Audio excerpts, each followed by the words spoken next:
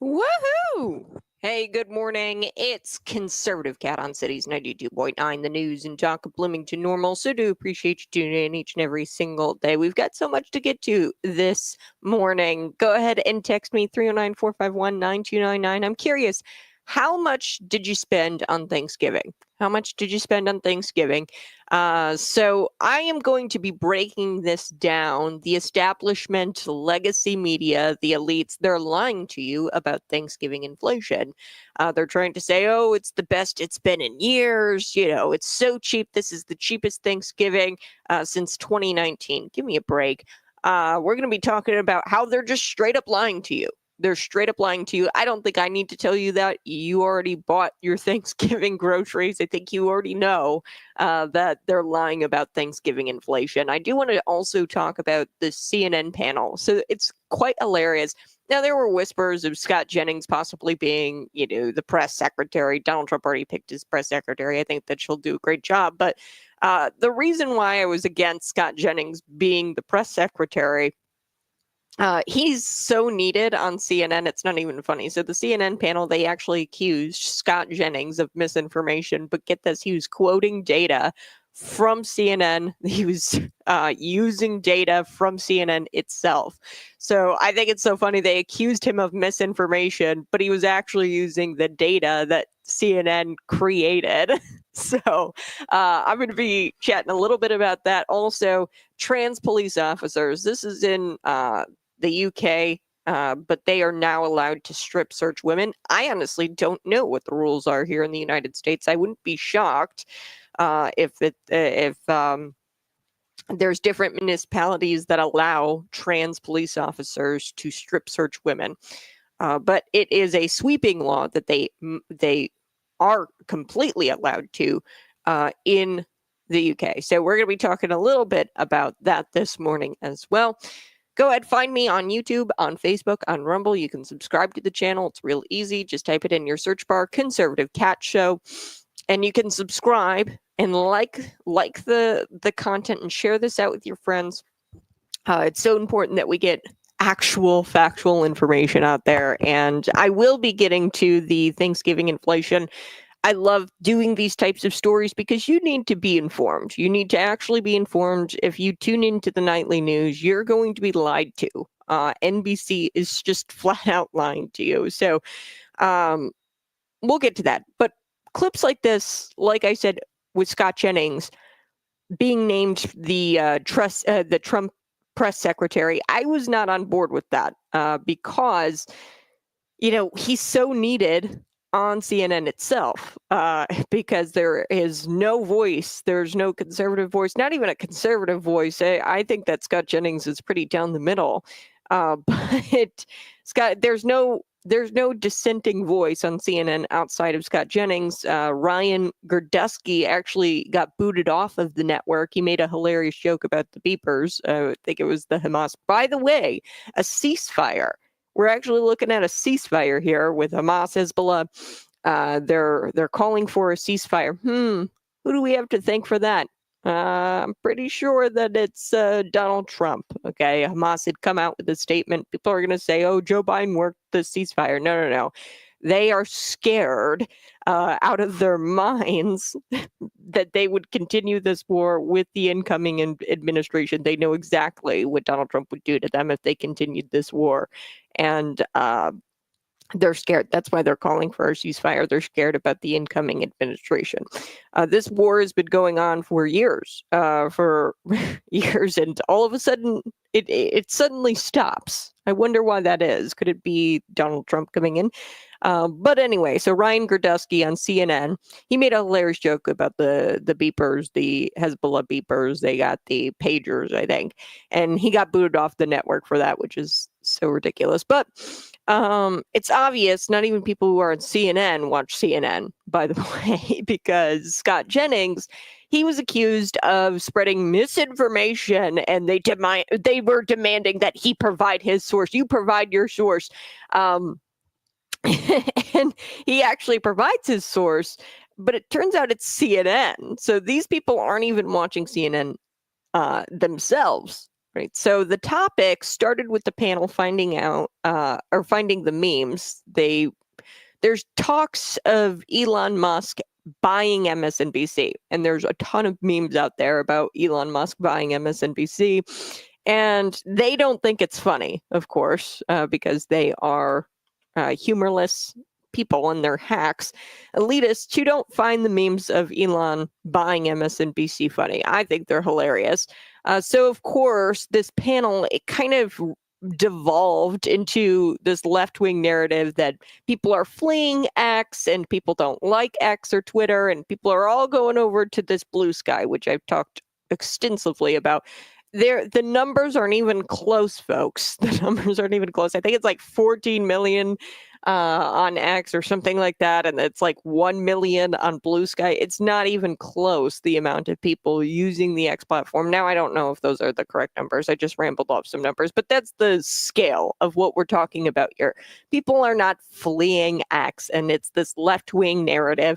And they want people over on Blue Sky, but really it's a left-wing echo chamber.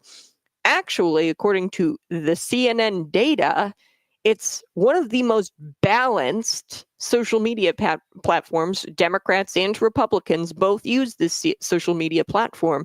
The data says the exact opposite, that it is not a right-wing echo chamber. I'm sure if we were to do it's too new, and there's very few people on Blue Sky, by the way, to really pull this kind of data to see how many Republicans, how many Democrats are on there.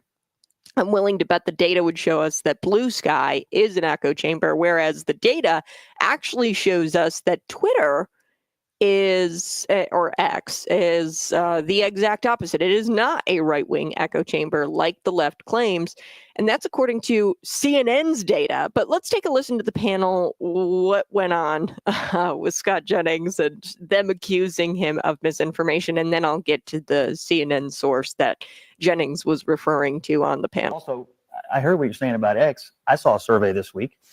It's now the most ideologically balanced user platform. Scott, stop. It's too early. I just sat down. I've only been here for 2 minutes. You cannot continue to say the show, you cannot say that. So, That's not the case. So Who's the source? What I find, we reported it on this network. It's not accurate, and you know it. Okay, I'll let you make your statement. Scott, but my point is can I reframe it a different way? Because the site changed radically, right? So whether you think the voices it is somehow more balanced now, that's fine. But no doubt Musk's influence is profound, and that you open it up and now you're there with his opinion, and he is now part of this administration. So does anyone else think that there should be this greater concern about billionaires purchasing media companies? Okay.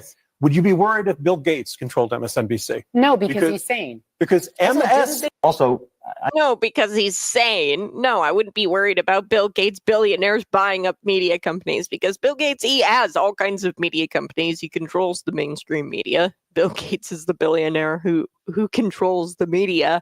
This is a clip, and I want to pull this, and I want you to archive this stream. I want you to archive this show, because this is how you prove to people that CNN is a complete joke, and you got to stop watching it. This is a clip from CNN spreading data that someone else on CNN says is not accurate. Okay, so Scott Jennings says that, hey, this is data from CNN. This is accurate information. It's from CNN. And this is the clip that somebody on CNN themselves says is not accurate. They're saying that, oh, Scott Jennings, you're spreading misinformation. That's not accurate information. Provide your source. So ex-Twitter users under Elon went from Democrat plus 34% to Democrat just plus 1%. So there's actually slightly more Democrats on Twitter. I don't know, with this last election, those numbers probably are shifted a little bit. Maybe it's less Democrats are on the platform, with the millions going over to Blue Sky. But a lot of those Blue Sky users who went over to Blue Sky, they didn't delete their Twitter accounts. Okay, they kept their Twitter accounts, and they also got an account with Blue Sky. But this is the most ideological aligned social media platform in America, where it is balanced. though it's not, ideologically aligned with CNN and the employees of CNN. Okay, it is actually ideologically aligned with America. This is a balanced social media platform, and CNN's very own data suggests that that's true. My statement is true. So I'm going to play this clip. Let's take a listen here. Here we go. Hold on. Here we go. Okay, here we go. I'm trying to get this clip up. I'll get this clip up. But the panel, they tried to also talk about Bill Gates, and they used him as an example. Here we go. Yep. Here we are. Here we go. It's going in the wrong direction, folks. It's going in the wrong direction. So if you go back to August of 2021, look at that. He was at +5 net favorable. He buys Twitter X, goes to -4, -8 earlier this year. Now he's at -9 points. It's almost as if he's a politician, because pretty much all the politicians in our country have negative net favorability ratings. And now Elon Musk has gone in the completely wrong direction when it comes to popularity. A lot of these dates have to do with when he bought Twitter. How's Twitter doing since he bought it? Yeah, so this kind of gets really interesting, right? So let's take a look. U.S. adults who use, and these are, of course, there's some famous, or some might say infamous, social media clients. Look at this: Facebook, Instagram, TikTok. Twitter X is going in the wrong direction. So U.S. adults who use Twitter/X, before Musk bought it, it was 27%. Look at where it's now. It's 21%. It's, again, going in the wrong direction, and it's very different from the potential other clients. TikTok's up a little bit, Instagram's up a little bit, Facebook's down, but just a point well within the margin of error. Twitter X is unique in that it is actually losing adults who say they are using this particular social media client, Mr. Berman. But how's he doing? How's he really doing? Yeah, how's he really doing? So if you looked at that opening slide, what did it say? It seems like Elon Musk is losing, but he's actually winning. So one of the big reasons he bought Twitter/X is because he wanted to make it his own platform, remake it in his own image. And I think this really gets at it. Look at this: the party ID among those who regularly use X/Twitter for news. Back in 2022, 65% of those who regularly use Twitter/X for news were Democrats. Just 31% were Republicans. Look at where we are today. Just a completely different picture. Now it's basically split between Democrats at 48%, Republicans at 47%. And what I should note, Mr. Berman, is this new overall makeup matches the overall electorate far better. And more than that, John, look at where Mr. Musk's net worth is today versus. Okay, so we've got Elon Musk. His net worth today is actually way more. The clip goes on. His net worth today is way more of when he, started, or before he purchased Twitter. So it's not, a money pit, right? He's making money on this thing, like many of his other companies, SpaceX, Tesla, whatever. So you've got actual CNN data that says that, hey, the electorate is more representative of what's going on this platform. So the Republican Democrats, it's split. The amount of Republicans who use Twitter is about the same as the amount of Democrats who use Twitter. So it's not an echo chamber. The panel then tried to use an example of what would happen if Bill Gates owned MSNBC, and claimed that Gates was normal, and Gates wouldn't turn MSNBC into an echo chamber or turn it into a right-wing social media platform. Okay, but their argument for that, the reason why Gates wouldn't do that to, say, MSNBC if he bought MSNBC, is because Gates is a sane person. He's a good person, and Elon Musk is a bad person, or he's insane. Wait a second. This is the same Bill Gates who created a vaccine that will stop cows from farting and destroying the planet. This is the guy who thinks that cows farting is destroying the planet. No, quite literally, according to the Post-Millennial, there was a large sum of money raised. Bill Gates raised $26.5 million for a vaccine developer, a Boston vaccine developer, to reduce livestock methane gas emissions. He actually developed a vaccine to stop cows from farting. This guy is insane, and he's a quack, okay? And he has man boobs. All right, I do have to take a quick break, but we're going to come right back. I want to wrap this story up, and then I want to get to the British Transport Police, because they're facing legal action now due to this new guidance. They issued guidance, the police, and they are allowing trans police officers to strip search women. And by trans officers, I mean male officers to strip search women. So I'm going to get to that story here next on Conservative Cat. Find me on YouTube and on Rumble.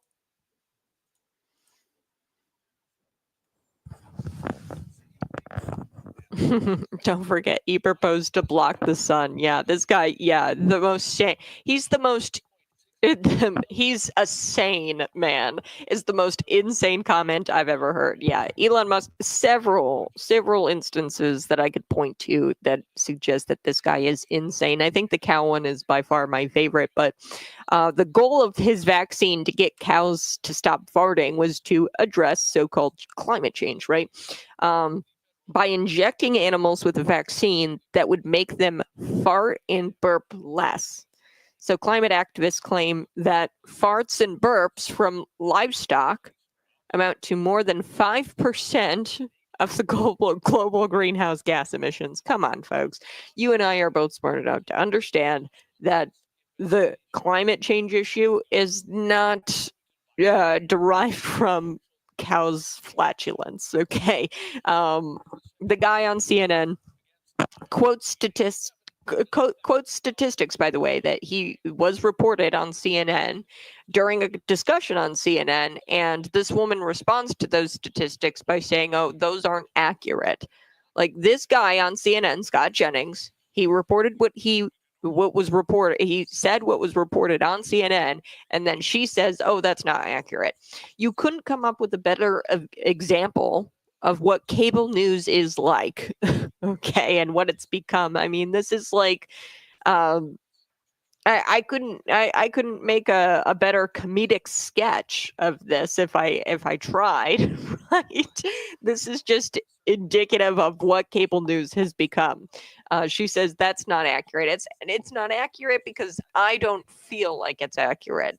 The numbers don't lie, okay? Specifically, your numbers don't lie, CNN. So we're going to get to also the British police. They're so beholden to an ideology that they have decided that women's rights are no longer a thing, and officers are going to be allowed to strip search women. And by officers, I don't mean trans officers, I mean men. Men officers are going to be allowed to strip search women. This is according to new guidance. They're facing legal action over this, a legal battle now, the British Transport Police. So this was revealed, the story in the Telegraph. The guidance allows male staff identifying as a female to intimately search women as long as they have a gender recognition certificate. Okay. So this is state-sanctioned sexual harassment. I don't know what the rules are really. It might vary depending on municipalities, what your local police are allowed to do. But I would imagine that most municipalities do not allow men officers to strip search women. I'll have to do some digging on that, but I'm pretty sure that here in America anyway.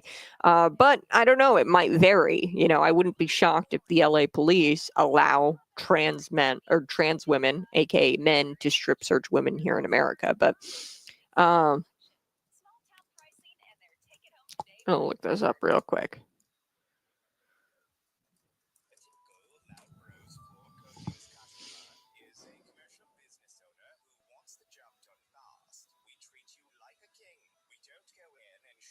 Yeah, I'd be kind of curious. I bet it varies across municipalities.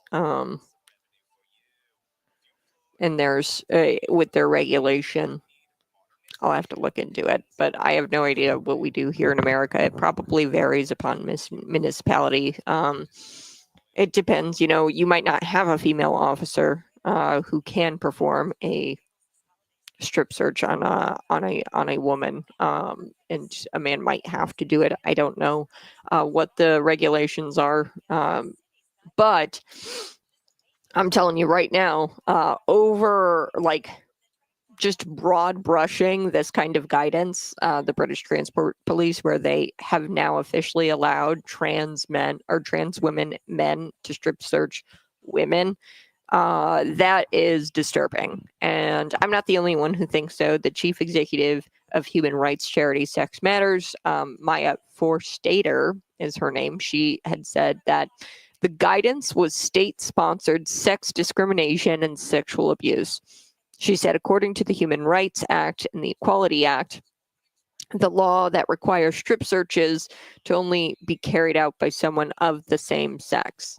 So we're going to be back talking a little bit about that. I'm going to also discuss how Thanksgiving inflation, they're trying to say that it's the cheapest Thanksgiving since 2019. That's just not true. So we're going to blast the elitist and legacy media for lying to you and lying to your face.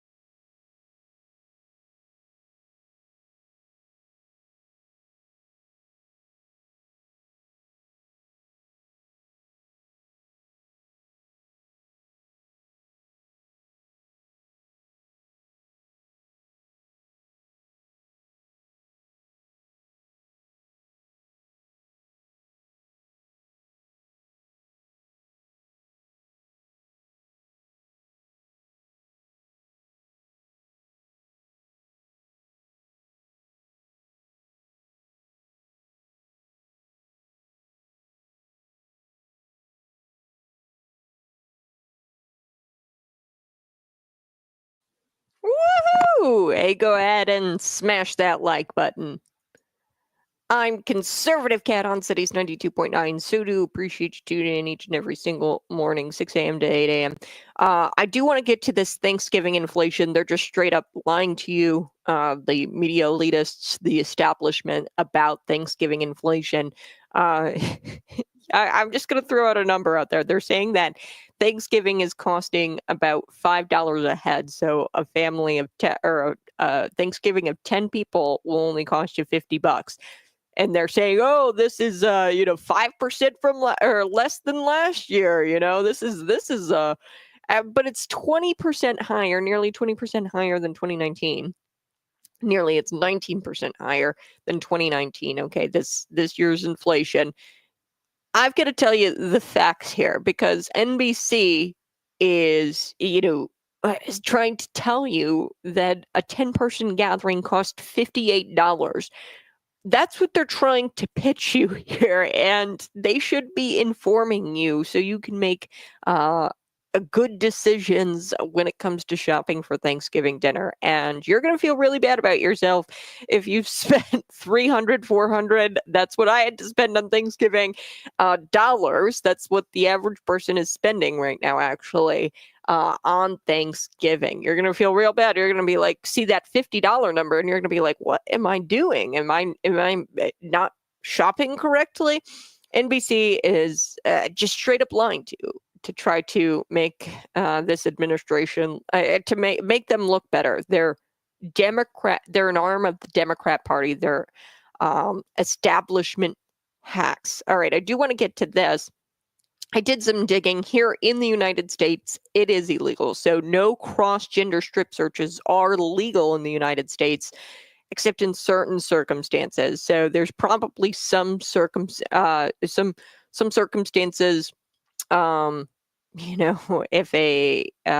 if you need to do cross-gender strip searches, they're permitted when performed by medical practitioners. By the way, here in the United States, there could be some circumstances where a cross strip search is done here in America, but for the most part, illegal. You can't do them. So no cross gender strip searches are legal in the United States. Now, that's not the case here with the British Transport Police. Okay, so they issued new guidance allowing for women to be strip searched by trans officers. And by trans officers, I mean men.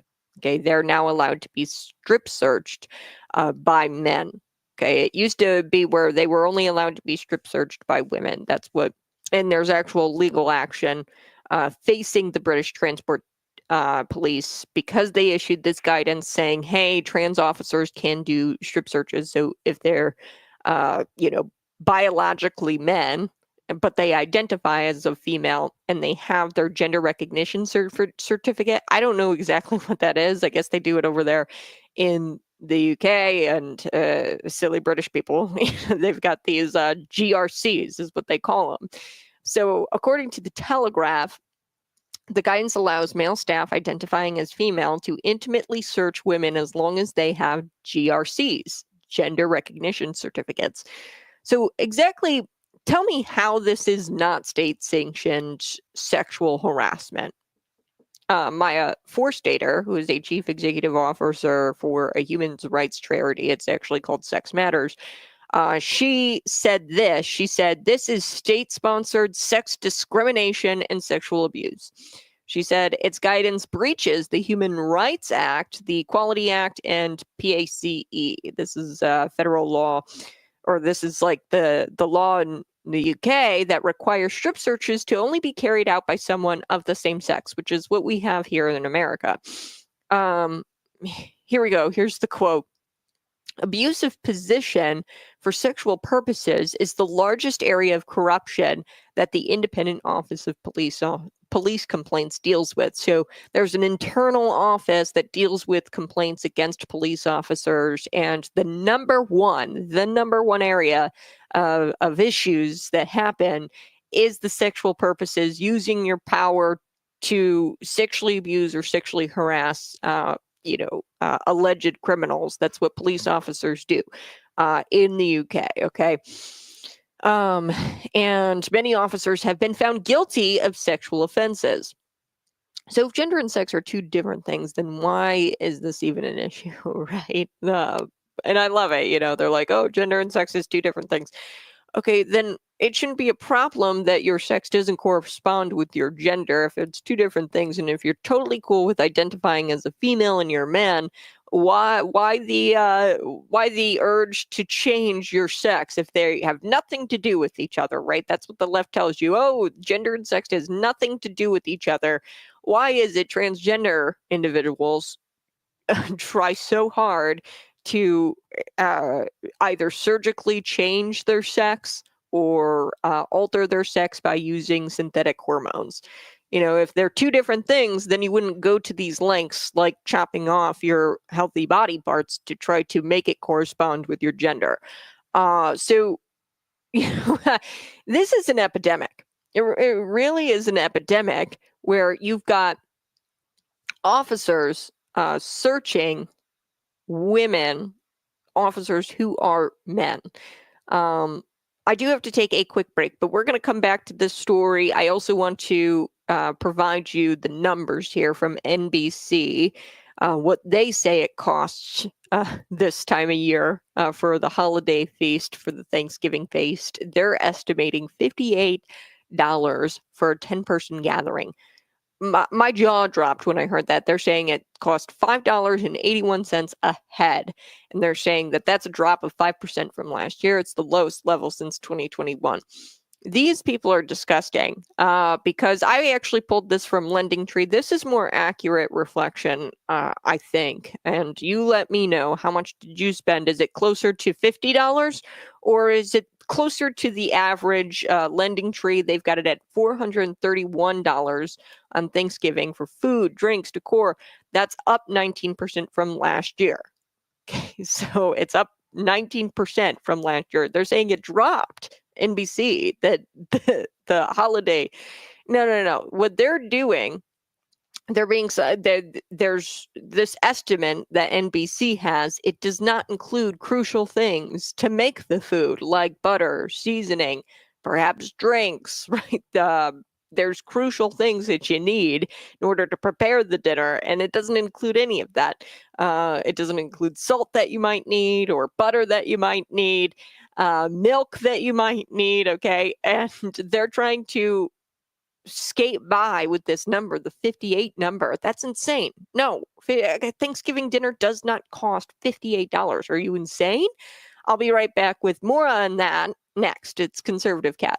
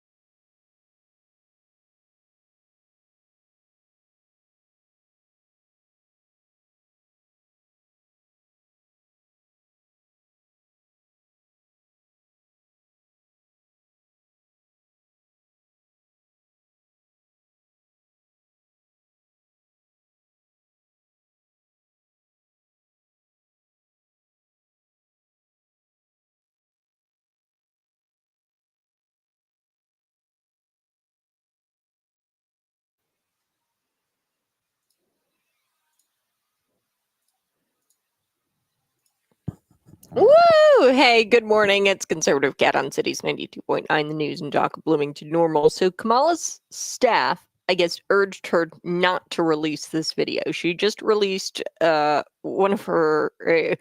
she hasn't really been out there in the public that much. She hasn't released any kind of statements after the election. She, of course, conceded the election and had like an initial video. But she just released this, Kamala Harris, and there's reports now that her staff urged her to not do this video. But it was her request. Kamala Harris had requested that she release this video. It's very random. Don't know why she released it right now, but she demanded she be allowed to go out on camera, and no one had the courage to say, no, absolutely not. We're not doing this. I'm going to play this clip. Very cringy. Kamala Harris, this is what happens when you're an alcoholic. Right.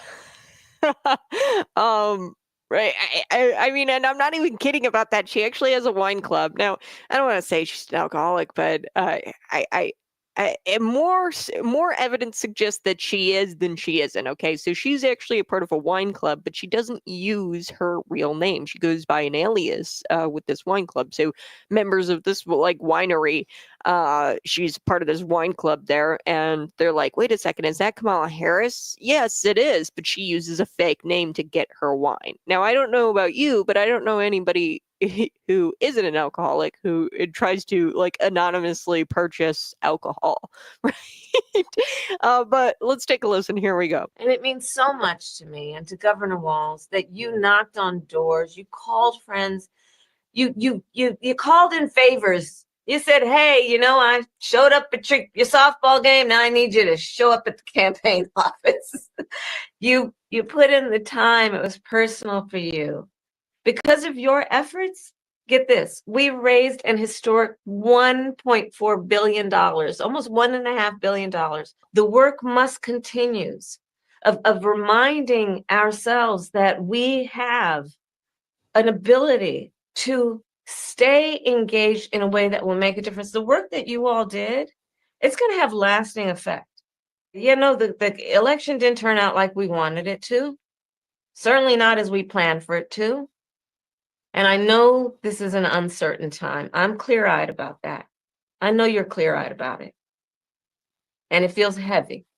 What? And I just have to remind you, don't you ever let anybody take your power from you.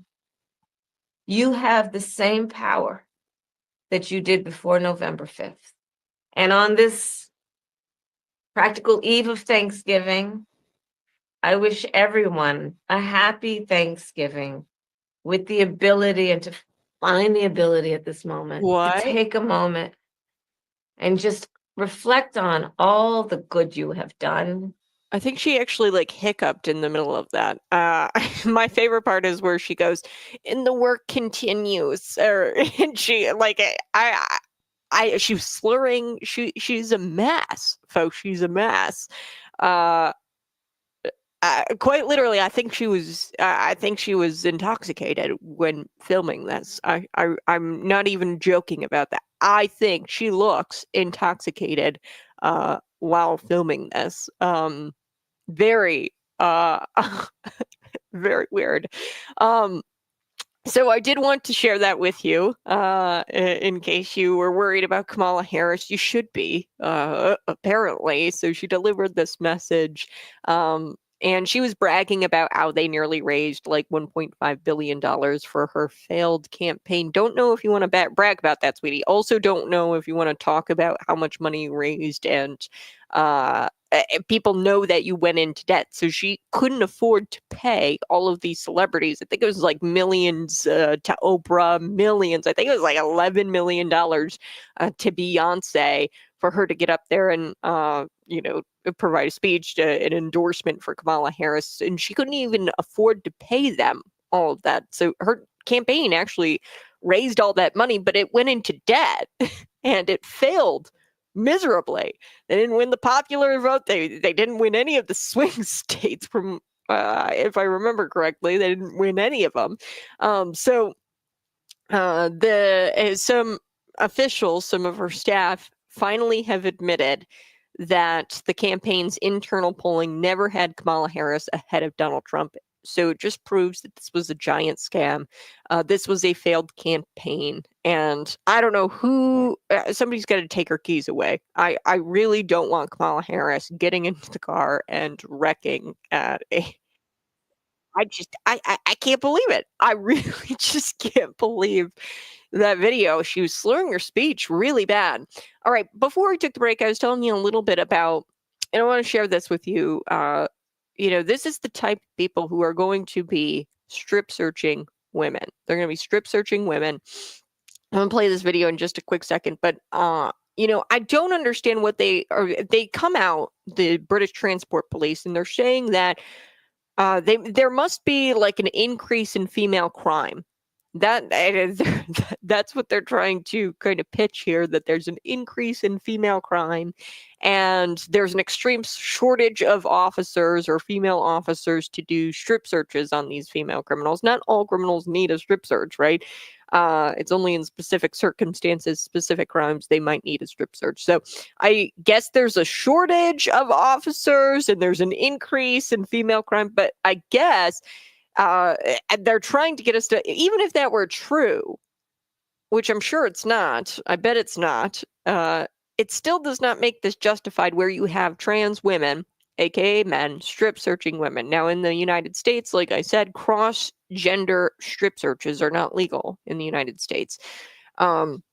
There's like specific circumstances. If there's like a medical practitioner, they're permitted to perform a cross-gender, pat down or a cross-gender strip search. But now there's new guidance from the British Transport Police saying that, hey, trans women are allowed to strip search women. And by trans women, I mean men. I want to play this clip here, and I don't have enough time to do it right now, but this is the type of guy that is going to be strip searching women. After watching this video, you're going to be freaked out. And gosh, I hope this does not happen here in the United States, but we are trending that way. I'll be right back. It's Conservative Cat. Yeah, this guy, complete nut. And it just gives me the heebie-jeebies knowing that women anywhere in the world could be strip searched by men.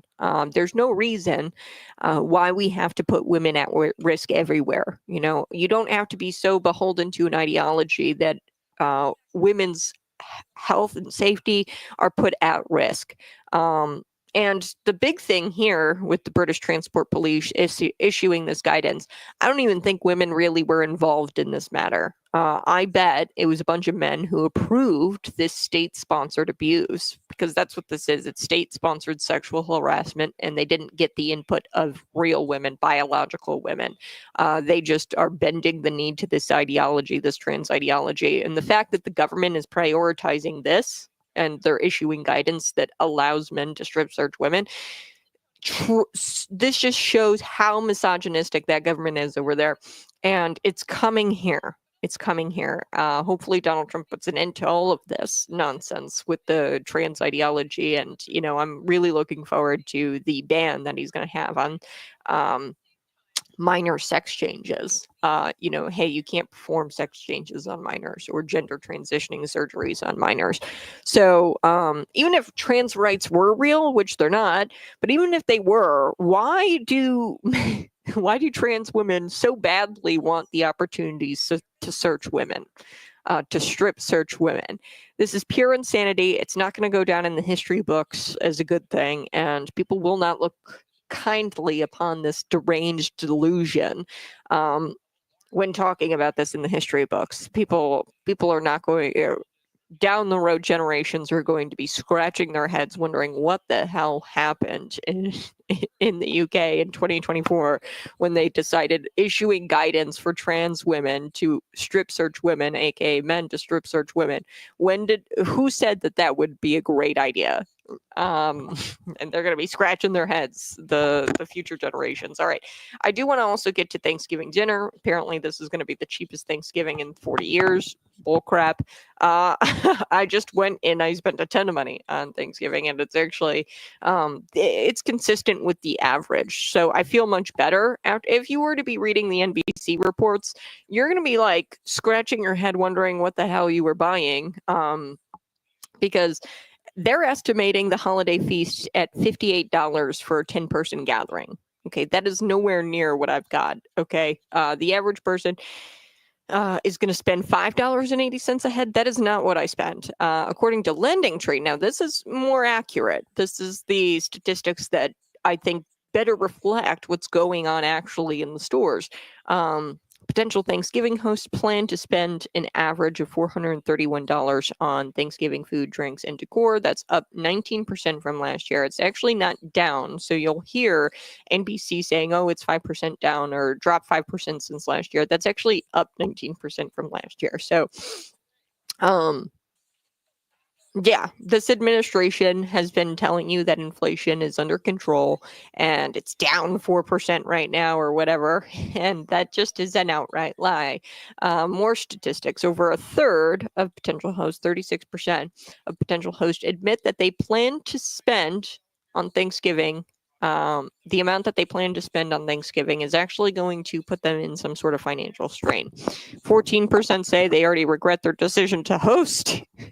I don't regret my decision to host. I am actually really excited. 34% of potential hosts will use credit cards to pay for Thanksgiving costs. Thankfully, I don't have to do that. But I could see where somebody might have to use a credit card to put some things on there for Thanksgiving. I mean, if you're a paycheck to paycheck, 78% I think is of people are paycheck to paycheck. If you're a paycheck to paycheck household, yeah, there's no doubt in my mind that you'd have to put this on a credit card. No doubt in my mind.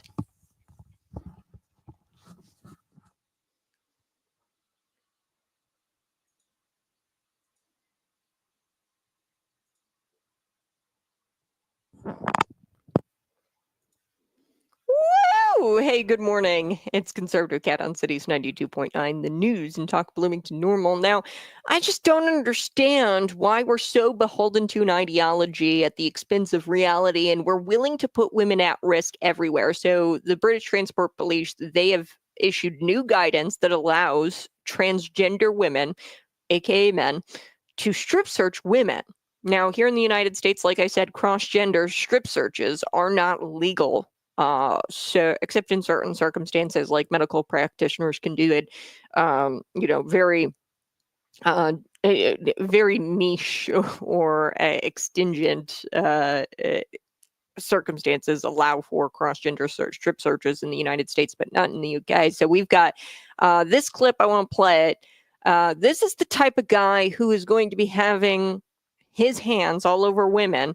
And I don't know if they're trying to get us to believe that there's an increase in female crime, females committing crime, and there's a shortage of people or a shortage of women who are able to carry out strip searches. I don't know if any of that's true, and I'm sure it's not. But it still doesn't make it justified. You know what I mean? Like, even if there were an increase of crimes that females were committing and there's a shortage of officers, this does not justify. You're just going to have to deal with it because you can't have men strip searching women. Let's take a listen to this guy. We humans are capable of so much. Oh, gosh. We are capable of so many amazing things. But yet, it's 2023. We can fly helicopters on Mars, but yet the minute somebody says, hi, I'm trans, I'm non-binary, I'm just different, the world, it loses its mind. Trans people, we are just simply human. And if we are allowed to be ourselves, if we are allowed to be ourselves without fear, without hatred, without anger, We are brilliant. We are astonishing. But we're just simply human. Let us be us. Don't fear us. Trans Day visibility. It's really important. So this is the type of guy who could be possibly strip searching women in the UK, and this is just so sad. I mean, did men approve this? I mean, I highly doubt that real women, biological women, got to put their 2 cents into this. Did they have a say in the matter? Because the government here is prioritizing men having their hands on women, and I don't understand trans rights, which aren't even really a thing. Okay, but if they were a thing, it does not. Why do you need to have state-sponsored abuse, sexual harassment? Okay, and there's no reason for you to be putting your hands on women. You don't need the opportunity to search women if you're transgender. You don't need it. It's not hateful of me to say that. This is pure insanity, and I don't think it's going to go down in the history books. It's not going to look too good. This is pure insanity. It's deranged delusion, and they are so beholden. This government is beholden to this ideology that makes no sense, by the way. They're so beholden to it that they're willing to put women at risk everywhere. And like I said, I don't think that there's an increase in female crime and a shortage of people who are able to perform those searches, those strip searches, women. Like I said, in the United States, we don't have this currently, but I bet it's coming. There's no cross-gender strip searches that are legal in the United States to some circumstances, but it's coming, I'm sure. Somewhere, somebody's going to make it legal. All right, I do have to take a quick break, but we'll be back at the top of the hour. You're listening to Conservative Cat Cities 92.9, the news and talk of Bloomington Normal.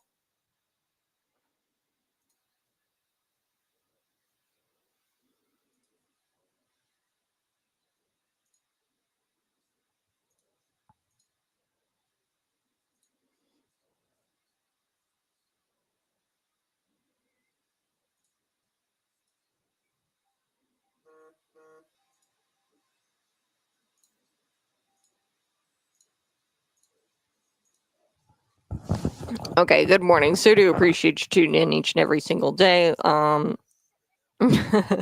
Lord's blessings. Yes. I so do appreciate you guys tuning in. Yeah, Tranny World Airlines can start their own airlines, I guess. Yeah. So it's absolutely insane. Trans rights, like I said, if they were real, which they aren't, but if they were, there is no reason to provide men the opportunities to strip search women. So it is actually there's facing like the British Transport Police. They're facing legal action. So they've got legal action against them because this is in direct violation. This new guidance is in direct violation of the Human Rights Act over there, and people are not happy. People are not happy about it. There is this charity. Her name was the CEO there. So Maya Forstater. She is an executive with the human rights charity Sex Matters, and she said that this is state-sponsored sex discrimination and sexual abuse. I couldn't have said it better myself. That's exactly what this is. It's the government saying it's okay. Go ahead. Men can sexually harass women, and we'll sponsor it. And we're gonna allow you to put yourself in a position where you can exploit women.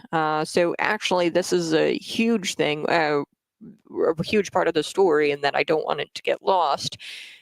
The largest area of corruption that the Independent Office of Police Complaints, so they deal with the complaints that lodged against officers all of the time.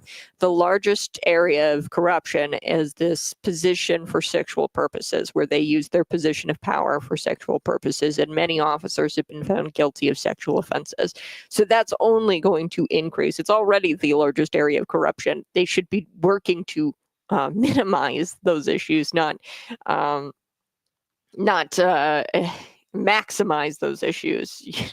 Clearly, if you allow men to strip women down, and pat them down and do these strip searches, then you're going to just be asking for more of those sexual offenses. All right, I do have to take a quick break, but when we come back, we're going to be talking about Thanksgiving. How much did you spend on your Thanksgiving dinner? I really need to know, because NBC is trying to convince me and you that you're only going to spend $50 on Thanksgiving. Baloney.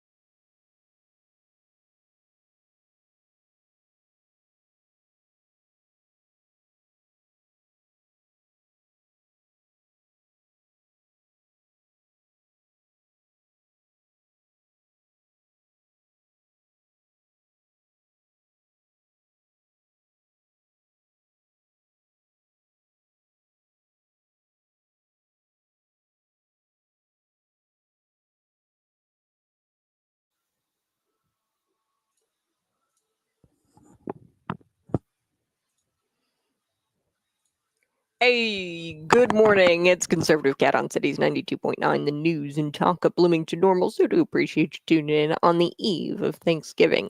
Tomorrow, I will be live. You guys are going to want to tune in, especially get the kids to tune in. This is going to be the show for the kids. Thanksgiving, the true story of Thanksgiving, and how it's nothing like we were taught in grade school. Okay, the first Thanksgiving was nothing like we were taught in grade school. So I'm going to be going over the story of Thanksgiving, the Pilgrims, right? The story of the Pilgrims begins in the early part of the 17th century. The Church of England under King James I was persecuting anyone and everyone who did not recognize the church's absolute civil and spiritual authority. Okay, so those who challenged that authority, those who believed strongly in freedom of worship, they were hunted down. Okay, so this was in England, the 1600s. They were hunted down, imprisoned, and sometimes executed for their beliefs. So this was a group of separatists who went over to America, and they fled first to Holland. And they liked wooden shoes and cheese, and they established a community there. And, you'll have to tune in for the rest of the story.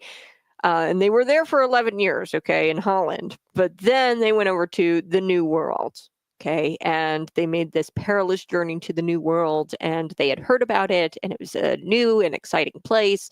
And, it's nothing like you were told in grade school, the story. So I am going to have an explosive show tomorrow live, and you guys are going to want to tune in for that for Thanksgiving. Speaking about Thanksgiving, according to the establishment Legacy Media, reports indicate that this is going to be the cheapest Thanksgiving dinner in 40 years. However, you don't need to be an economist to know that's complete BS. Just believe your empty wallet and your eyes. Okay, so according to the American Farm Bureau Federation survey, the average cost of a Thanksgiving dinner will be $50, and they say that that's 5% less than last year, but it remains 20% higher than it was in 2019. Okay. Actually, it's not 5% less than last year. It's actually 19% higher. And I'm going to get to true facts and figures. And the reason why I think that these facts and figures and not NBC's are accurate as well, because of my eyes and my experiences and your experiences. And we all know NBC is just flat out lying. And they're using this American Farm Bureau Federation survey, and it's just complete garbage. You may not know it by looking at the sticker prices in grocery aisles, but Thanksgiving dinner is more affordable, says NBC. So according to NBC, this is a more affordable Thanksgiving dinner, and it's way more affordable than it has been in years past. In other words, please don't believe the price you pay because it's actually cheaper than that. Okay, wait a second. I spent, $300 for Thanksgiving this year. That's how much I spent. I know, and we're kind of going all out. I do a few desserts and things like that, and I understand that I probably spent way more than your average person because this is my first year hosting, so I'm going all out. I got decor and all that stuff, but the NBC is reporting this. Listen to this. You're going to love this. This is rich. The cost of this year's holiday feast is estimated to be $58.08 for a 10-person gathering. That's baloney. Complete baloney. I've gotten some text in on the text line and some comments. Davey actually says, Thanksgiving dinner for 5 over here costed me about $150. So they're saying, now Dave has got a Thanksgiving dinner of 5 here, and he spent $150. Now they're saying for a Thanksgiving of 10 people, it'll cost you $58. That's what NBC is saying. So substantially less people, half the amount of people, 5 people, and it costed him triple of what NBC is saying it's going to cost you this year. And they're saying it's a 5% drop since last year, and that this is the lowest level since 2021, according to a nationwide survey grocery prices by the American Farm Bureau Federation. Complete crap.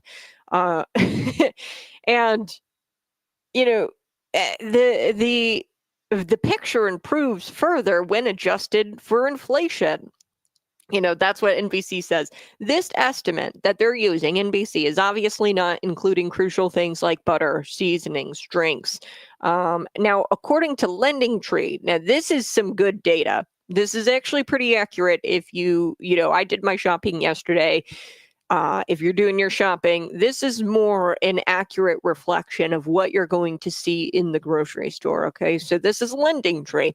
Potential Thanksgiving hosts plan to spend an average of $431 on Thanksgiving food, drinks, and decor, and that's up from 19% last year. Yes. Now, you might not do the grocery shopping in your house. Maybe, your wife does it, and you don't see the groceries prices and you don't know what it's like. I'm telling you right now, that is an accurate reflection. I think it's about $300 something. A family of 6, 7 is probably what I'm cooking for, just so that way we have leftovers. And this is really sad. So you've got 36% of hosts admitting that they are going into financial strain and that they are going into debt. They're putting it on credit cards in order to host Thanksgiving this year. And I can definitely see that, because if you're spending $400 on something and you're a paycheck to paycheck household, most households are, 78% of Americans are living paycheck to paycheck. This administration has been telling you inflation is under control. It's down 4% right now. It's a lie. It's a lie. And you know it because you go to the grocery store. Dave told us, $150 for 5 people. That's an accurate reflection of what's actually going on. So over a third, 36% of potential hosts admit that the amount that they spend on Thanksgiving is going to put them in some sort of financial strain. 14% already say that they regret their decision to host. I did not know it was going to cost that much. I'm not going to say I regret hosting. I'm very excited. It's my first time hosting. But 34% of potential hosts will use their credit cards to pay for Thanksgiving costs. And this is all according to LendingTree. Even high-income households are affected. So the idea of a 6-figure income, $100,000, that's the new middle class, okay? $100,000 salary. If that's what you're making, that's the new middle class, because 6-figure earners plan to shell out $579 on average, which is the highest by demographic, and that's followed by men. Men plan to spend $496, and parents with young children plan to spend, on average, $493. So average overall is $431 on Thanksgiving. Now, the mainstream media, your legacy media, the establishment, NBC, right? They should be providing you information that is accurate, and that way you can make informed decisions. Okay, when they tell you, oh, it's only going to cost $50, and then you wind up spending $150 for a family of 5, like, what are you talking about? Are you high? What? I hate to say that, but it's just nuts. They should be providing you information so that way you can make informed decisions. And that way, it's gaslighting. And in fact, it's abusive, because they're going to try to make you think that you're spending way too much money. And they're saying that it should only cost you $60 to feed a family of 10. You're insane. We know that estimate doesn't include, of course, your butter, your seasonings, your milk, your drinks, any of that.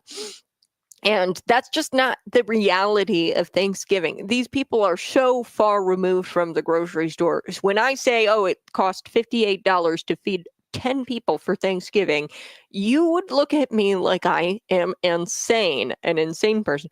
These people get away with it, and they don't even bother. They don't even care that they look insane, because they don't understand the reality that you're living. They have no clue. None of them on NBC go to the grocery store. These hosts that are willing to spit out these figures, the data, the numbers that most accurately reflect what you're going to be spending this year is $431. That's the average, and that's from LendingTree. And I don't really care. People are like, oh, the Farm Bureau. I don't really care. That survey's bogus. And the American Farm Bureau Federation survey, blah, blah, blah, represents millions of farmers. Yeah, they're a special interest group, and they probably released this survey so that way they get more money from the government. So, yeah, I do want to get to this story. This is a local one. You guys are going to like this. So there's arguments flying around in this Illinois fight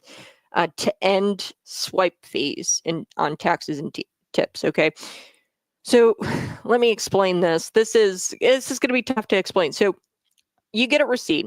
There's sales tax and sometimes there's gratuity. Say you go to a restaurant, right, and you tip. Now the total with the sales tax, with the tips, there's a percentage in which the of every transaction, the credit card companies charge business owners in order to fulfill that transaction. Okay, the banker or the bankers association is against this new law. Okay, so the Illinois Bankers Association is saying they're against this new law. There's actually a lawsuit fighting this new law where the Illinois law that was enacted, and it's supposed to be enacted or like put into effect July 1st of 2025. This is important stuff. So July 1st of 2025, you are no longer, as a credit card company, supposed to incorporate the taxes and the tips in your fees, in your swipe fees, because those companies, they will charge you for every transaction as a business owner.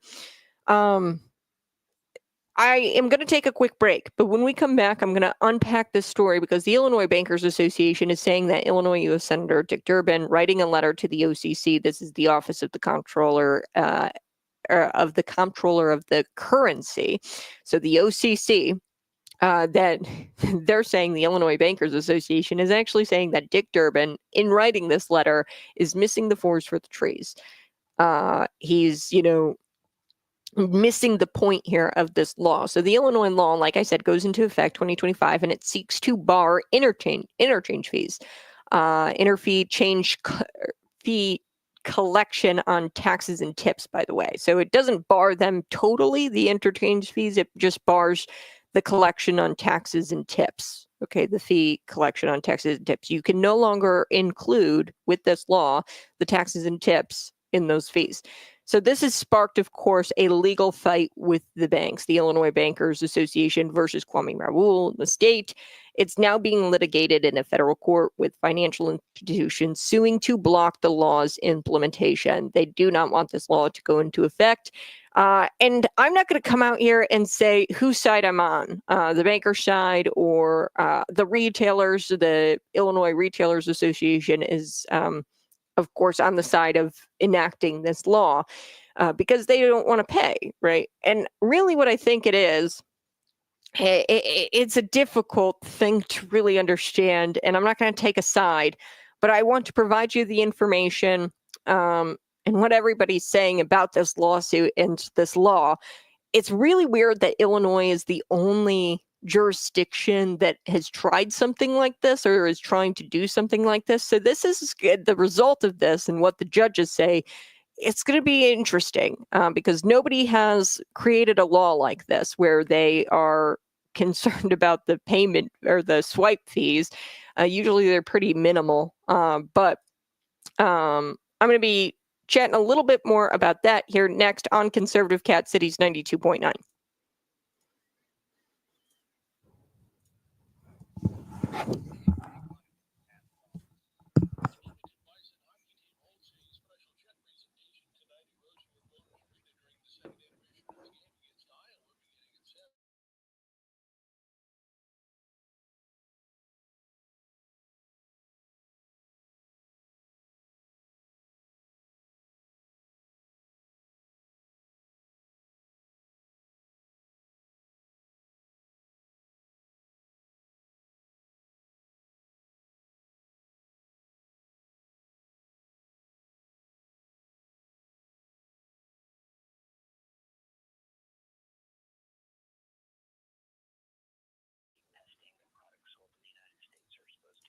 Hey, good morning, So do appreciate you tuning in each and every single day. Yeah, you guys have spent way less than I did, but I also bought alcohol. I bought a couple of bottles of wine and some beer.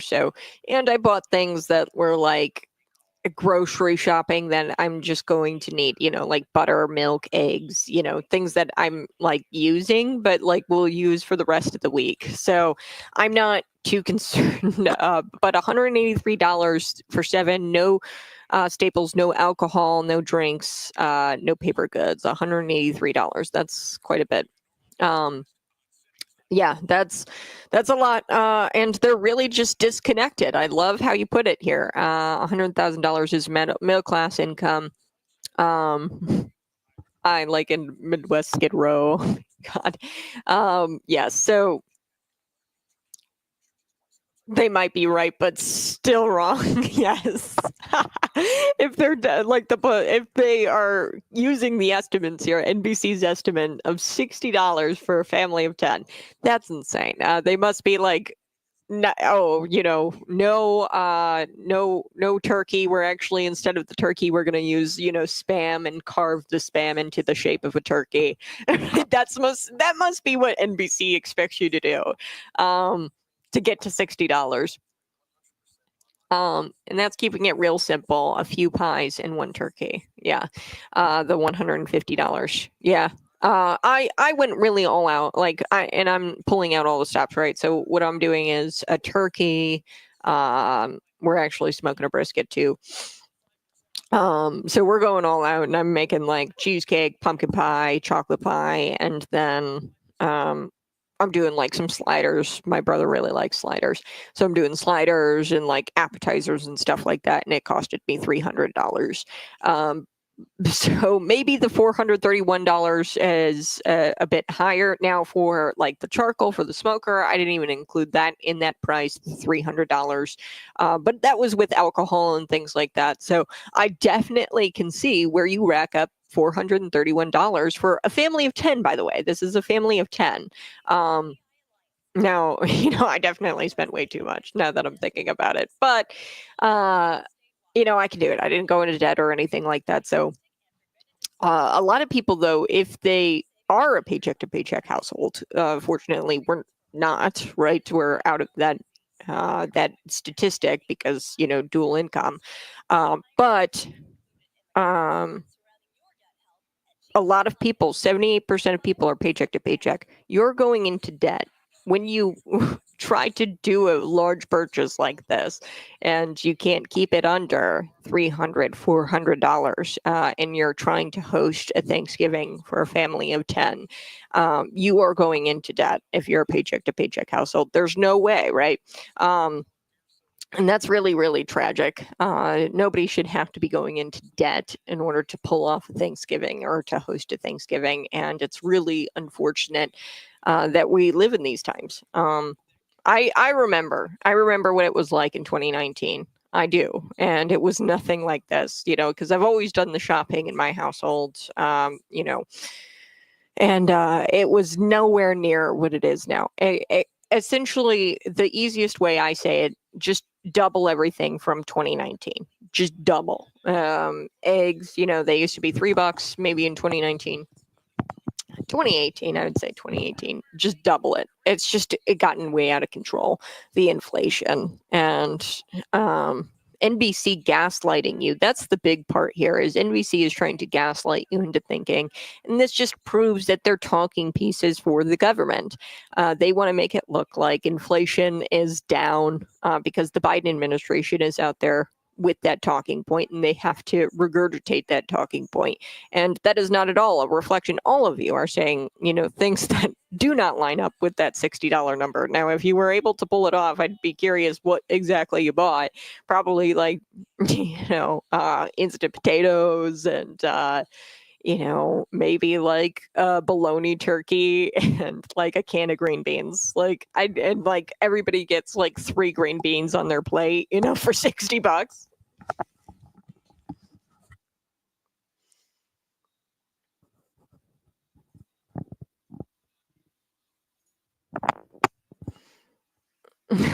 I love this. Yeah, maybe if the turkey was like bologna or spam, NBC would be correct in saying that it takes $60 to feed 10 people. Are you insane, NBC? How could you even? They are so out of touch. They're so disconnected. I really appreciate it. Jacqueline, she says, I spent $183 for a family of 7. No staples, no alcohol, no drinks, no paper goods. So yeah, $183. That's I got alcohol. We're doing a brisket as well. We're smoking some brisket because I'm not really a fan of turkey. We're smoking the turkey, but I'm not really a fan of turkey. I like brisket way better. So we're doing two meats. So it costed us a little bit more. I spent about $300, but that's kind of the average here. I mean, as I told you, the lending tree, they've got it at $431 for a family of 10. We got about like 7 coming over, I think. So I bought extra just in case other people come over, and I like leftovers. So yeah, it's tragedy that we've got legacy media, the establishment, they're out there shilling for the Biden administration. The Biden administration is saying, oh, it's going to be the cheapest Thanksgiving ever. So of course, NBC naturally has to parrot those talking points. And of course, the Farm Bureau, the American Farm Bureau, right? They're sitting there and they're regurgitating the talking points because they're a lobbyist organization and they're a special interest group, and they want, of course, money. So they're going to do whatever it takes to cozy up to the current administration. Okay. Before we took the break, now this is going to be a complicated story, so buckle in. But it's kind of important, okay? And it affects everybody, because if you go to a restaurant, right, and you've got the sales tax and you've got the tips, the credit card companies, what they do, they calculate a fee to process that transaction. Now, we can't lose sight that that is very important, that service that they provide, okay, that these companies provide. And I know you're like, credit card companies, they're evil, they're evil corporations. But this is a very crucial like a crucial service, okay? In order to have an American economy, you have to have that service, okay? In order to swipe and to process transactions, somebody does it, okay? And those people are under attack with this law, this Illinois law, and they're not going to be able to make money off of the calculations for sales tax and tips and gratuity, right? So the Illinois Bankers Association is saying that Illinois U.S. Senator Dick Durbin writing a letter. Now, Dick Durbin got out there and he wrote a letter to the OCC, and he was like, hey, the OCC is making incorrect statements in their amicus brief. The amicus brief, it's a legal document. You know, the OCC has no real interest, like they have a special interest in this case where the Bankers Association is suing the state for this law. But the OCC, they have a special interest, but they're not named in the case. So it's not the OCC going after the state of Illinois, it's the Illinois Bankers Association, and there's something called an amicus brief where you can file it and, you know, pretty much say, hey, this is what I think about the case. And the OCC, they're the guys, right? They're the federal agency that kind of oversees the national banking system and the payment system in this country. And they know a thing or two when it comes to transactions, the payment system. And they're saying, of course, that they agree with the Illinois bankers. So the Illinois law that I'm talking about, it goes into effect in 2025, and it seeks to bar interchange fee collection on taxes and tips. So it's not the whole receipt. If you look at your receipt, there's products, there's a sales tax, and then there might be tips. What it does, this law, it says that you can only go off of the products. You can charge a fee based off of the products. You can't charge a fee based off the sales tax and the tips. So it's going to be smaller fees that they can issue because it's a smaller portion of the total, the overall total. So this sparked a legal fight, this law, naturally with the banks, because they're going to be making less money and they don't like that. Now, they should be making money because they're providing a service. We can't forget that this isn't just some magical process that happens. The bankers, they are upset about this because they're losing money for a service that they provide, a crucial service, by the way. This is probably one of the most important services that anybody could provide. Our payment system and the way we do currency and exchange and commerce, right? This is very important stuff. So the Illinois Bankers Association is going up against the state, and it's going to be litigated in federal court with financial institutions suing to block the law's implementation. They do not want to implement this law that was enacted, signed into law, and it's supposed to go into effect in 2025. So Durbin, what Dick Durbin does, he urged the court, or he urged the OCC to clarify its understanding of interchange laws. Now, the OCC is not making incorrect statements, and you definitely can't have a U.S. senator saying that, where they are. He filed his own amicus brief, right? What he thinks Durbin in this case. He filed his own, and he's accusing the OCC of making incorrect statements and in their amicus brief submitted in this case. Okay, so one, Durbin can't say that because the amicus briefs, the whole point of an amicus brief is for the courts to weigh in. Okay, they'll read the brief, the judge, and they'll make a decision on if they're making incorrect statements or not in that brief. Okay, so it's not the place of Dick Durbin to be calling on the OCC to clarify their understanding of interchange laws. Carolyn Stinati, so she is the executive vice president and general counsel for the Illinois Bankers Association, said that Durbin filed his own amicus brief and the judge can decide if the OCC made incorrect statements. Quote, the Illinois law is going to unleash chaos on Illinois consumers and small businesses and community financial institutions, and it's going to happen in a matter of months unless the court steps in, which we have requested the court step in and stop the implementation of this new law. The special interest here is the mega retailers. So why do this? Of course, you're going to have retailers, the Retailers Association saying, hey, let's save the businesses money. We want to step in and we want to save the businesses money. Here's the thing, Illinois, you want to save the businesses money? Let's cut taxes. Okay, let's cut taxes. Let's stop giving handouts to certain corporations over others. Let's stop picking winners and losers here. Giving Goshen $500 million tax break. Or Rivian tax breaks, and I don't know the numbers off of my head, but that would make Illinois a more business friendly state. Let's roll back regulations. Okay, let's stop with mandating things of our business community. Maybe that would provide some much needed relief, but that's neither here nor there. They want to provide retailers relief, or the business community relief, by getting this fee to be lower, because if the banks can't use the taxes and the tips to calculate this fee, those fees are ultimately going to be lower on the business owner. Okay, so Stinati here, she works with the Illinois Bankers Association. She says the special interest here is the mega retailers, and they're trying to increase their bottom line by forcing the entire payment industry to make this huge change in a way that will benefit mega retailers, but won't benefit smaller players, and certainly not Illinois consumers and community financial institutions. So people would have to come in and perform those financial services, process those transactions. So Stinati here, she says that the federal law provides a national banking system that can operate without state laws that interfere with the powers a national bank has. So I kind of get it. I do. She goes on, she says that's why the Illinois is preempted by the National Bank Act. And the OCC, of course, in their amicus brief, argued that the Illinois is preempted by federal law and by the National Bank Act and others.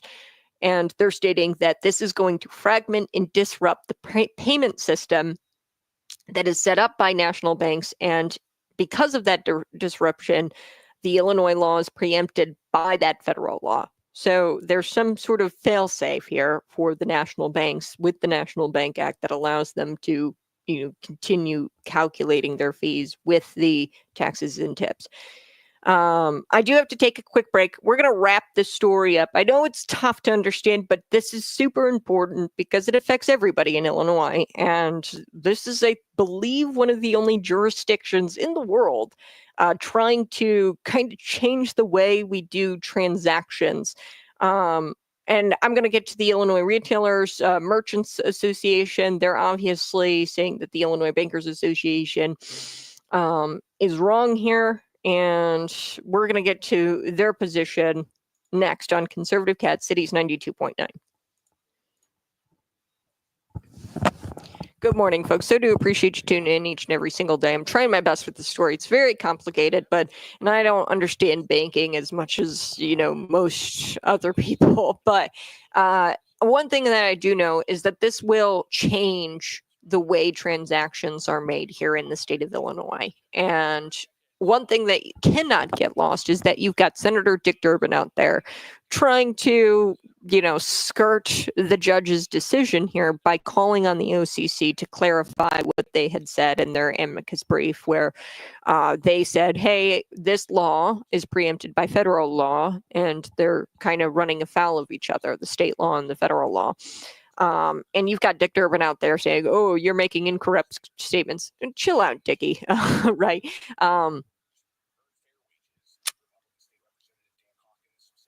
To do this. I'm glad I moved from there. Yeah. I'm glad you understand the story. It's tough to explain. And I'm not sure exactly how the National Bank Act is worded. And, it's ultimately going to have to be up to the courts to decide if the banks can continue to charge these fees. Now, I get what she's saying here, the Illinois Bankers Association General Counsel. I get what she's saying here, where it's only going to benefit retailers. Okay. Now, I've got a small business, right? And you've got a means of conducting transactions online, right? So that's a service provided by those companies where they process those transactions. Now, if they don't make their money, they can, say, hey, we're not going to provide you this service anymore, or we're just going to stop providing services to Illinois. I don't think that will happen, but those services could change here in Illinois, and they could alter the way they process transactions, and we could sacrifice the safety and security of processing those transactions, and they could wind up cutting corners if they don't get their money. Okay. Now, I'm not pro bank, the banking system. Anytime we can take down the banking system, hell yeah, right? But they do provide a service, and we can't forget that they provide a service that nobody else really does, and it could throw us into complete chaos here in the state when it comes to processing transactions. And the hardest hit are definitely going to be the smaller retailers who rely on the ease of a secure transaction. Now, the people who will be able to, make it are these larger retailers. So yeah, this is being fought out. I don't like how Dick was like, "Hey OCC, clarify your statements, and you're making incorrect statements." Chill out, Dick. You're not the judge. Okay, let the judge decide if the OCC is making incorrect statements. Okay, you filed your own amicus brief. You filed your own thing. So you need to relax. We're going to get to also MSNBC possibly being on the auction block. Okay, is Elon Musk going to purchase MSNBC? I don't think it's out of the realm of possibility here. And it would be great if Joe Rogan took over Rachel Maddow's show. Just saying. So I don't think that this is just memeing. I think that perhaps this could happen. Stranger things have happened, such as one example off the top of my head, Elon buying Twitter. That was kind of strange. So I think that he'd be able to purchase MSNBC. He'd probably get a good deal on this, journalism networks, this 24/7 journalism. And these ratings are so bad that the network is losing to the Hallmark Channel. Yes, quite literally, there are more viewers on the Hallmark Channel right now than there are MSNBC viewers. Okay, so if the sale goes through, we can of course blame or celebrate Donald Trump, because that's all they talk about on that program. Trump bad, Orange man bad, Orange man bad. So we're going to talk about Elon Musk possibly buying MSNBC. It would be so cool if Joe Rogan got the 9 p.m. time slot. So totally here for it. On the Joe Rogan podcast, he actually was already talking about how he wouldn't mind having that job, by the way. So that'd be pretty fun. There's not a whole lot of news out there right now. Cabinet picks, people reacting to the cabinet picks. I find the Joe Rogan stuff really interesting, and he, I think, put out a tweet. Let me try to pull it up here, where he put out a tweet saying that he wouldn't mind taking over Rachel Maddow's spot, and Elon was like, "That's awesome! I'd give it to you in a heartbeat after if I were to purchase it." Right? So, how exciting is that? And that would be pretty fun. He goes, if you buy MSNBC, this is what Joe Rogan says. If you buy MSNBC, I would like Rachel Maddow's job. I will wear the same outfit and glasses, and I will tell the same lies. Joe Rogan. So we're going to be chatting a little bit more about that. Plus, what else have I got? I've got so much to chat about. I think that we already hit this story. The CNN panel accuses Scott Jennings of misinformation, but he was actually using the data that CNN had actually already used and reported on. So we're going to get to that as well. You're listening to Conservative Cat on Cities 92.9.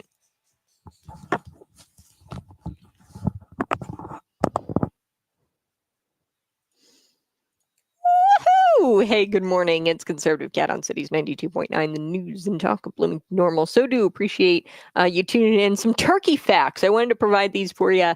Thanksgiving is tomorrow. I'm going to have a holiday special tomorrow. We're going to be talking about the true story of Thanksgiving. It's nothing like you were told in grade school. So it's definitely a day you want to tune in and get the kids to listen. So it's going to be a bit of a history lesson, and it's going to be a lot of fun. So some turkey facts. Americans will eat 704 million pounds of turkey every single Thanksgiving. That's insane. 704 million pounds of turkey. The average weight of each turkey sitting on the Thanksgiving table is about 16 pounds. Did you know that female turkeys don't actually gobble? It's only the males who are the gobblers. So females and males, they cackle, purr, and yelp. But the male turkeys are the only ones who gobble. They make the gobbling sound. And it kind of depends on the situation. So the gobbling sound, it can be, a mating sound, a gobble, or it could be a, hey, I'm in this space, stay out of my space, a territorial sound. The cackling, the purring, the yelping that females and males do, that kind of depends on the situation as well, when they let out those noises. So the first Macy's Thanksgiving Day Parade had live animals, not balloons. Did you know that? So the parade actually began in 1924, and live animals were paraded throughout the streets of New York. So now you'd probably have those activists saying, "Oh, that's so cruel. How could you parade animals up and down the streets?"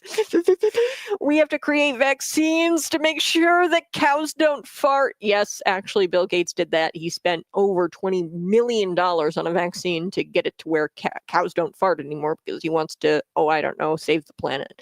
But yes, the animals in the Macy's Day Parade began in 1924, and they had elephants, tigers everywhere from Central Park Zoo. The balloons didn't arrive until 1927. Felix the cat was the very first balloon today. About 28 million people watch the Macy's Thanksgiving Day Parade. I always watch it, and it gets more and more liberal every year, and I kind of watch it make fun of the hosts. Usually the hosts are really, really wacky people, and definitely queer questioning people, and I always make fun of them every year. So I do want to chat a little bit about this story. Before we took the break, I was telling you about the transactions and the payment systems and how that's going to change in Illinois with this new law. So the new law is supposed to go into effect in 2025, and it seeks to bar interchange fees, interchange fee collection on taxes and tips. So those have to be removed from the calculation for credit card company or for these banks to charge that fee. Those have to be removed from the calculation in Illinois, and nowhere else in the world really are they kind of doing this. At least according to the Bankers Association. So the Bankers Association versus the state is now being litigated in federal court, with financial institutions suing to block the law's implementation. I told you that Dick Durbin got out there and he was like, "Hey, OCC, you have to clarify your understanding of interchange laws," because the OCC actually filed an amicus brief that supported the Illinois Bankers Association's their position here in this suit that, hey, this law is going to be hard to kind of implement and that there's a special interest here. The mega retailers are trying to increase their bottom line and they're going to force the entire payment industry to make this huge change. And it is only going to benefit these guys because it's going to hurt small business players. And it's definitely going to hurt consumers, Illinois consumers, and it's just going to be chaos. Okay, this is what the Illinois bankers say. They say that there is already a law out there, the National Bank Act, that is the Illinois law is preempted by that law, the National Bank Act federal law. And they're saying, the Illinois Bankers Association, that this is going to fragment and disrupt the payment system. You can see how that's possible. Now, the general counsel for the Illinois Bankers Association said that the state law throws simple swipe transactions that are safe, secure, and efficient out the window, and there's no other jurisdiction in the world that's looking to make this change to the current payment system. We have to remember that the payment system, the current payment system, this is a service that's provided to business owners, retailers, and we don't want to peeve these guys off, okay? Because the moment if they were to pull that service, that would throw everybody into chaos. I don't think that they would pull the service over this little issue where, they're not getting more money with the fees in that they calculate the sales tax and the tips in there. But what really bothers me is that you've got the state of Illinois arguing that this is real business, like relief and reform. And it's just like, come on, you guys tax us into oblivion. Why don't you cut some taxes? Why don't you remove some regulation? Okay, if you really want to help the business community, this is just such a non-issue. Why would you do this? I mean, you're just peeving off the bankers here, really. If you really want to provide some relief, there's other areas in which you can provide relief. Rob Carr, now this is important. President and Chief Executive of the Illinois Retailers Merchants Association said that the Illinois Bankers Association is not arguing that they can't make these changes, which is true. They're not arguing that they can't make the changes to comply with the law, but rather they can't comply by the deadline. So he says, quote, it ignores the fact that we've pointed out repeatedly that the bankers here are already doing this on business to business transactions. They already separate some out for some tax exempt organizations. So some tax exempt organizations don't have to pay the interchange fees when the interchange fee collections that are calculated off of the taxes and the tips. Okay, there's some tax exempt organizations that don't have to pay those fees, the interchange fees that are calculated using those figures. And there are some tax exempt transactions. So it's not complicated is what Rob Carr says. But again, we have to keep in mind that they are providing a service, and this service is crucial.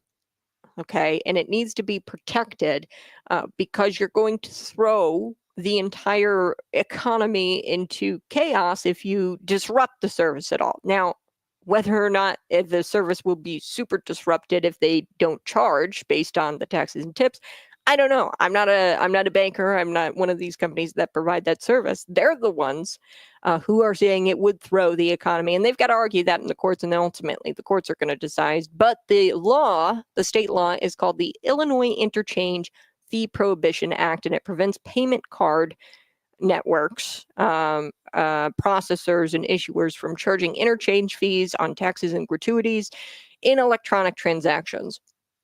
So the OCC actually supports the Illinois Bankers Association's argument that the law is preempted by the National Bank Act. So the OCC stated in their amicus brief that Dick Durbin said was just riddled with incorrect statements. And I think it's so funny because the judge is ultimately going to be the guy who, says, hey, yeah, these are incorrect. It's actually not preempted by federal law. But the OCC, they stated in their brief, hey, this is an ill-conceived, highly unusual, and largely unworkable law.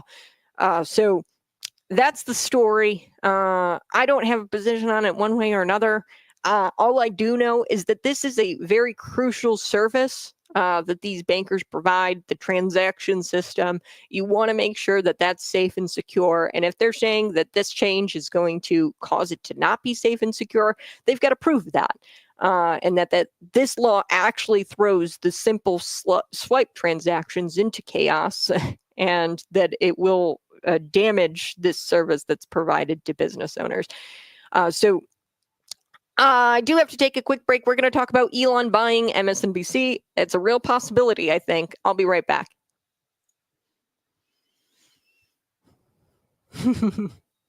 Imagine the droppings. Imagine the farting. Oh my gosh. No wonder they had to get rid of all of the animals and then they switched over to balloons, which is so funny because I'm pretty sure like making all of those balloons is probably worse for the environment than the actual like droppings or the methane gas released from the flatulence that the animals have. But yeah, I don't know why they switched from live animals to balloons. I bet it was some sort of climate change activist or some sort of animal activist where they're like, oh, it's damaging for the animals to walk down the street. But that would be so much cool. I would be tuned in all of the time to watch the elephants, the tigers that came from Central Park Zoo for the Macy's Thanksgiving Day Parade. I always turn it on in the background. I like to make fun of the hosts. They're usually like queer questioning hosts, and I like to make fun of their leftist behavior. So that's what I do when I tune into the Macy's Day Parade. Now, we're going to be talking about Elon, possibly Joe Rogan taking over Rachel Maddow's spot. Go ahead, smash that like button, share this out with your friends. We'll be right back.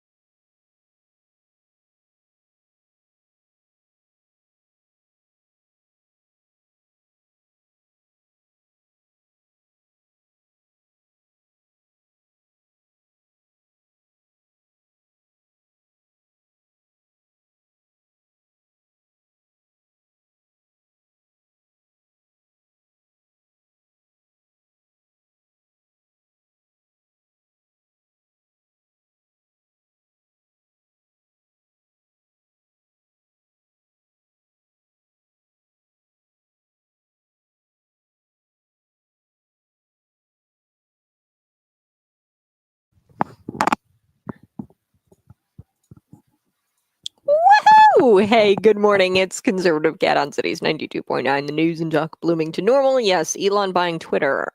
Stranger things have happened, such as one example at the top of my head. Elon buying Twitter, right? Or Elon buying MSNBC. So he's going to be buying MSNBC, possibly. It's on the auction block. The network perhaps already has an interested buyer, Elon Musk. If Elon goes through with this purchase, you could probably expect Joe Rogan to take over Rachel Maddow's show, which is pretty fun. Fun fact, the Hallmark Channel has more viewers than MSNBC. No, I'm serious. He'd probably get a good deal, Elon Musk, if he bought this 24/7 journalisming network, and they're just bogus. Give Joe Rogan Rachel Maddow's spot, the 9 o'clock spot. So he tweeted out, of course, Joe Rogan, if you buy MSNBC, I'd like Rachel Maddow's spot. I will wear the same outfit and glasses, and I will tell the same lies. That's what Joe Rogan said. So Joe doesn't engage all that often outside of sharing like the occasional wacky headline or viral video. He doesn't engage in the political stuff so much. So he only does that in his show. He never, like tweets too much about politics. So this could mean that Elon is pretty serious about this. So the Maddow tweet is the second time he's fired shots in the last week. So could we see more active Joe Rogan in our politics, in our cultural sphere? I hope so. He's got quite the following. So the apolitical fans, the Rogan fans, I hope that we activate those folks against the Democrats, against the Swifties, right? I think the Democrats wished that the Swifties would have turned out in the 2024 election, but they didn't, obviously. And the Joe Rogan podcast fans turned out. So it's exciting. It's exciting. And I think that it's a real possibility that we've got Elon Musk purchasing MSNBC. All right, before I go, I do want to tell you I have a special Thanksgiving show tomorrow. You're going to want to tune in because it's the history. It's really a historic show where we're going to go over the true story of Thanksgiving. Before I leave, one more quick fact about turkeys. So, or about Thanksgiving. Pumpkin pies. If you wanted to start a romantic spark this holiday season, you should start baking pumpkin pies. A study found that the smell of pumpkin pie is a big turn on for men. So if you want to spark up the romance there, ladies, bake a pumpkin pie because the study found that men really like it. All right, you guys have a blessed rest of your day. We're going to be back tomorrow with a Thanksgiving special. You're going to want to tune in. This has been Conservative Cat.